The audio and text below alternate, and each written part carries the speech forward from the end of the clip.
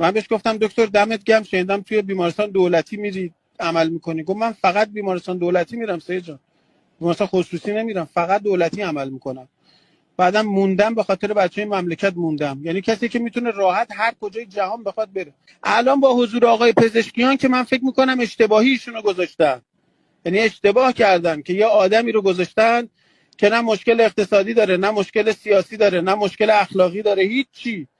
یه آدمیه که بی نهایت آدم تمیزیه، تو هر جا هم بوده. همین الان هم تو رأی آوردنش کلی حزب اللهیا بهش رأی دادن که رأی آورده تو مجلس.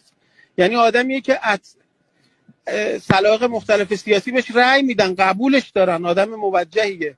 یعنی یه آدمی رو گذاشتن که ما احساس میکنیم این شکافه رو میتونه تا یه حدودی 1%، من آرمانی راجع به ایشون فکر نمیکنم میتونه بیاد 100% مشکل رو حل بکنه، ولی میدونم میتونه چند قدم ما رو به سمت حل مشکل پیش ببره. یعنی میخوام بگم الان یه انگیزه ای حتما در یه عده ایجاد میشه که به انتخابات فکر، ولی من به انتخابات حتما فکر میکنم، به رأی دادن فکر میکنم، به این که آیا ایشون میتونه چند قدم این شکافه رو برطرف بکنه. الان با حضور آقای پزشکیان تو این جمع، شاید امثال من هم به این فکر کنیم که آیا ایشون میتونه این فاصله رو کم بکنه، میتونه 4 تا قدم، 4 تا از مشکلات، از 100 تا مشکل ما 4 تاشو میتونه حل بکنه.